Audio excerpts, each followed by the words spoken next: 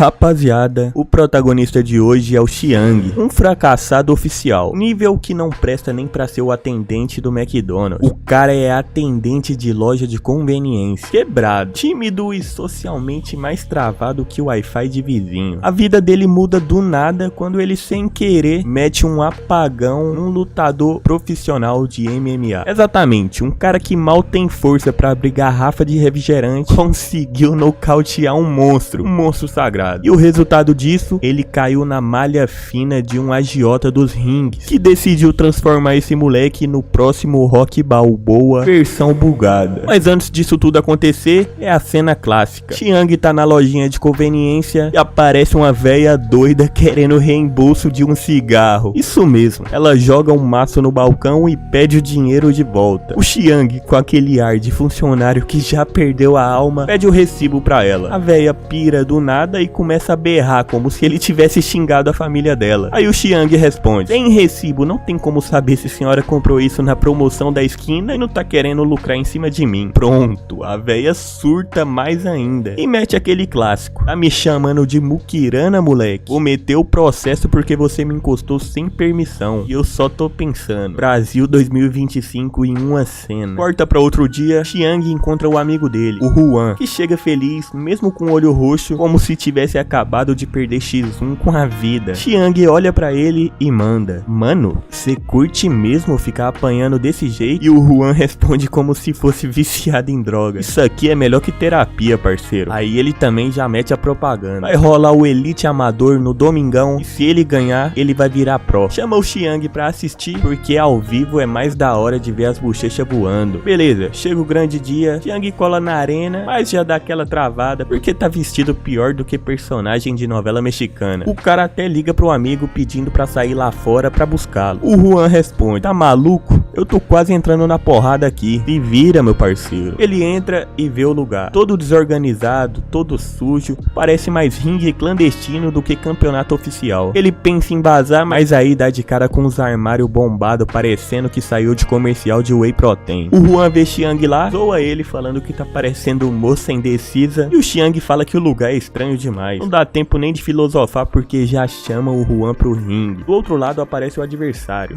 um cara feio de dar dó, dente tudo torto, mais assustador que palhaço em festa infantil. O juiz dá o sinal e já começa a trocação. O monstrão parte pra cima com sequência de soco, mas o Juan desvia bonito. Parecia até que baixou o espírito do Mohamed Ali nele. Só que aí o feioso acerta um socão no queixo dele e o Juan desmonta na hora, caindo mais rápido que promessa de político. O cara não para, continua batendo mesmo com a luta encerrada. O juiz tenta parar, mas o maluco empurra ele e continua o massacre. A plateia já começa a achar que vai rolar velório no lugar. É aí que o Xiang, que até agora era um NPC, arranca a jaqueta, pula dentro do ringue e derruba o Brutamontes com um soco só. Rapaziada, o estagiário da lojinha apagou um profissional como se tivesse desligado um PC da tomada. Claro que depois a segurança chega, segura o Xiang como se ele fosse o criminoso e o cara ainda tem que se explicar. Mas esse momento aí muda tudo. Agora o nerd fracassado entrou no radar dos chefões do MMA. O resto é aquilo: empresário chega, oferece contrato, treinador não bota fé nele, mas o moleque já mostra que tem talento bruto. Enquanto todo mundo acha que ele vai ser humilhado, o Xiang já tá quebrando o saco de pancada, como se fosse inimigo do Dark Souls. Beleza, depois de uns chutes mais torto que antena de TV, o treinador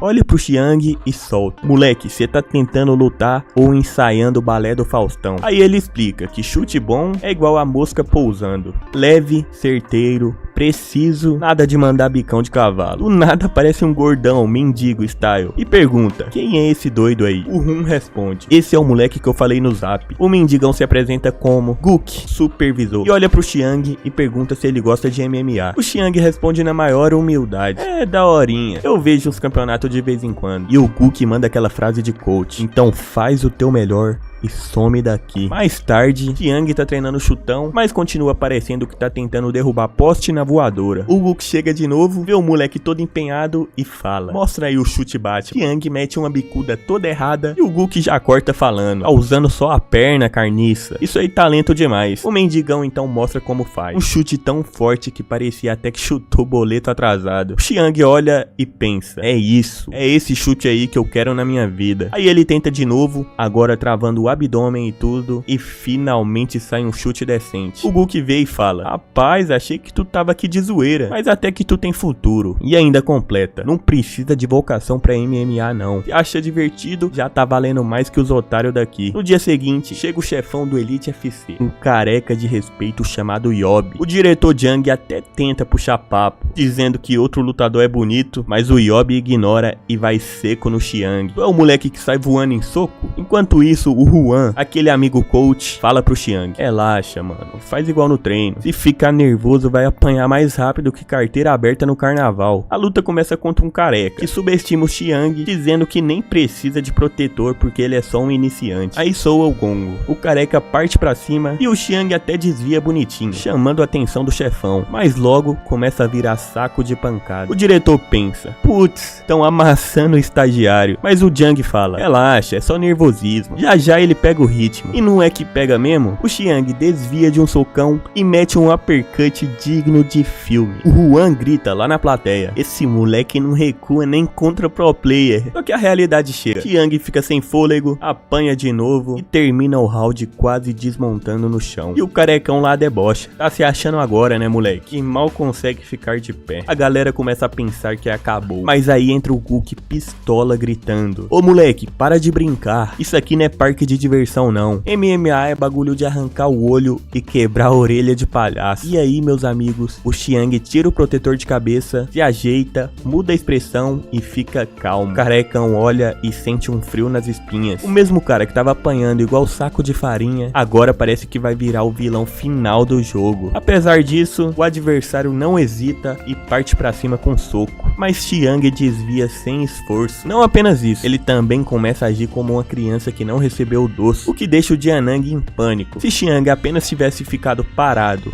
e jogado de forma segura, eles poderiam ter garantido o contrato. Mas agora tudo está completamente arruinado. O palhaço começa a se perguntar se Xiang estava fingindo o tempo todo. Ele acha que o Xiang estava prestes a mostrar algo, mas agora parece que tudo não passava de uma encenação. Sem hesitar, o palhaço lança um soco contra Xiang, mas antes que ele possa reagir, acaba recebendo um golpe tão forte de volta que sai cambaleando para trás. Em seguida, ele tenta atacar novamente, mas Xiang desvia e acerta um golpe no fígado com um uppercut. O careca, furioso, investe outra vez, mas Xiang desvia de todos os seus golpes, fazendo-o parecer um tolo. Além disso, Yobi percebe que Xiang não está pegando leve e que o careca está sendo completamente superado, seja pelos movimentos rápidos dos dedos ou pelas sequências de golpes que quebram totalmente o seu ritmo. Yobi também se pergunta se esse é o estilo natural de Xiang, já que é surpreendente que um iniciante lute com tanta determinação. Enquanto isso, o maluco pensa que está sendo dominado e que os socos do Xiang estão se igualando aos seus. Ele acredita que se puder usar o grappling, ainda terá uma chance. Mas Xiang rapidamente segue com um uppercut poderoso e depois acerta um chute direto no seu rosto, nocauteando completamente e encerrando a luta. Logo depois, a plateia explode em aplausos para ele, celebrando sua vitória inesperada. Nesse momento, Yobi se aproxima e comenta que o resultado foi surpreendente, mas também aponta uma falha séria no estilo de luta de Xiang. Ele explica que no último round, Xiang deixou de focar na luta em si e começou a tratá-la como uma briga de rua, o que pode ser um hábito perigoso no futuro. Ele diz que eles são atletas e não brigões, e que o esporte tem regras que devem ser seguidas. Na visão dele, alguém que não consegue enxergar essa diferença não merece ser um atleta. Porém, ao perceber a expressão de Xiang, Yobi interrompe e pergunta se Xiang entende o que ele está tentando dizer. Xiang responde com confiança, dizendo que Yobi quis dizer que o espírito esportivo é importante, mas que enquanto não houver penalidade, ele pode fazer o que for necessário para vencer. Em seguida, Yobi afirma que podem discutir isso depois e muda de assunto para o contrato. Ele pergunta se o Xiang gostaria de assinar naquele momento, mas o Xiang recusa a oferta, dizendo que não acredita merecer ser um atleta de elite da Elite FC. Isso deixa Yobi imediatamente irritado. Mais tarde naquela noite, Xiang vai jantar com Guk, mas fica claro que Yobi ainda está está irritado com ele. Xiang pede desculpa por ter causado os problemas, mas em vez de aceitar, Guk pergunta por que ele decidiu entrar para o time em primeiro lugar. Xiang responde de forma casual que entrou apenas porque quis, sem dar um motivo real. Essa resposta deixa Guk ainda mais irritado, fazendo-o explodir e perguntar se ele só queria se vingar do CEO por ter sido duro com ele. Xiang explica que não é alguém incapaz de diferenciar o certo do errado e que praticou esportes durante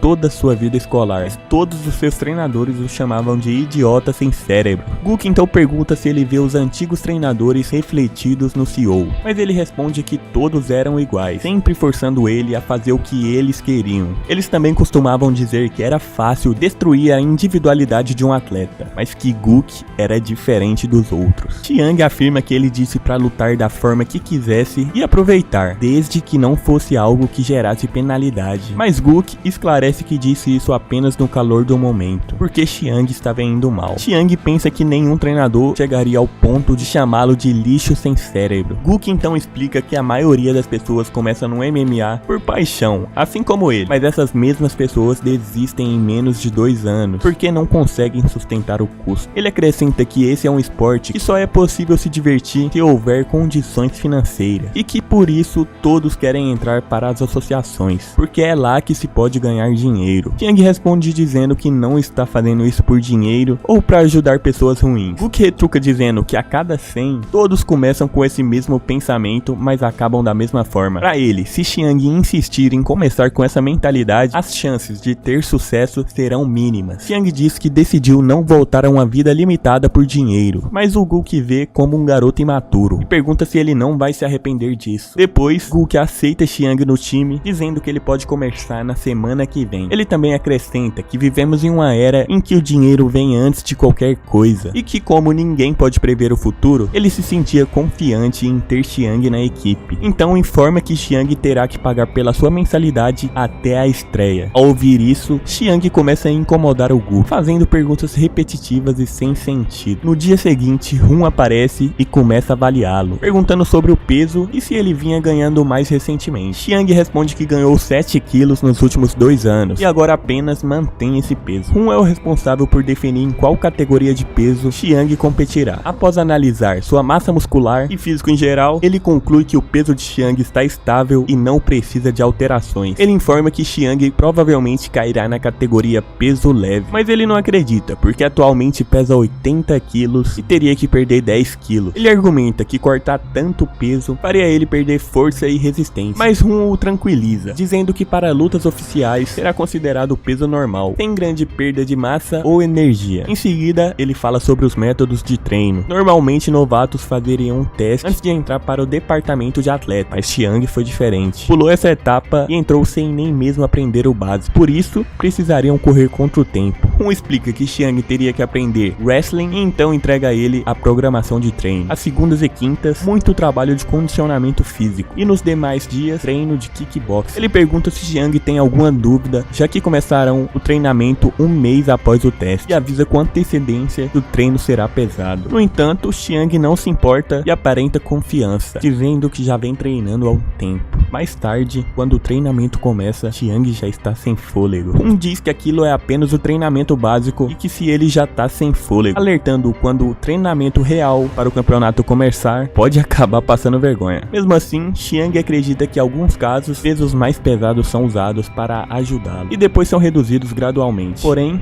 Hun faz o contrário. Depois, o assistente de força e condicionamento Tom chega, já que ele é o responsável pela segunda parte do treinamento. Ele segura Xiang pelo pescoço como se fosse estrangulá-lo, mas Xiang reclama que não é uma boa ideia trocar de treinador no meio da sessão, e que queria continuar com o mesmo. Porém, Hun não se importa e o deixa com a equipe mais pesada. Ao perceber isso, Xiang entende que ainda tem um longo caminho para percorrer. Hun, por outro lado, vê a ambição e a habilidade dele como algo raro. Pensa que Xiang pode ser a próxima estrela do MMA. Depois, Xiang faz sua sessão de sparring com Tim. Hun pergunta a ele por que é tão difícil de se comunicar, já que começaram o treinamento quase ao mesmo tempo. Ele ainda comenta que ficou surpreso quando ficou sabendo que Xiang estava entrando no time. E logo eles começam a discutir como criança. Nesse momento, Guk chega à academia para fazer um anúncio. Ele mostra um papel e pergunta se alguém sabe o que é aquilo, mas antes mesmo de responderem, explica que tem 4 deles e que conseguiu para dar um ritmo diferente ao time. Xiang então pergunta a Huan, que é uma oferta. Ele explica que se trata de uma proposta de campeonato, esclarecendo que ter 4 significa que garantiram vaga em 4 lutas diferentes. Xiang pergunta se outros times também recebem essa proposta, mas Juan responde que as organizações não o distribuem, é preciso se esforçar para conquistá-las. Então, Gu começa a anunciar os nomes. O primeiro é de Wukong, treinador de wrestling. O segundo é de Dijun. O terceiro é Jin, uma encrenqueira da mesma idade que Xiang e associada a X1, considerado uma super novata e até mesmo uma deusa do MMA por já ter vencido 5 lutas. De repente, Guk anuncia que o último nome é de Xiang. Todos olham para ele, mas Guk explica que foi uma decisão da organização. Mais tarde, Xiang questiona se todos concordam com isso, mas Guk responde que a decisão veio da associação, que cabe a eles decidirem. Xiang pergunta de onde veio a proposta, e Guk revela que foi da X1, a melhor organização da Coreia, que o notou após o vídeo viral dele na comunidade de MMA. No entanto, ao mostrar o cronograma, Xiang descobre que enfrentará um atleta do peso meio-médio e será uma luta substituta. O lutador original foi afastado por lesão e em 3 semanas Xiang precisará cortar peso.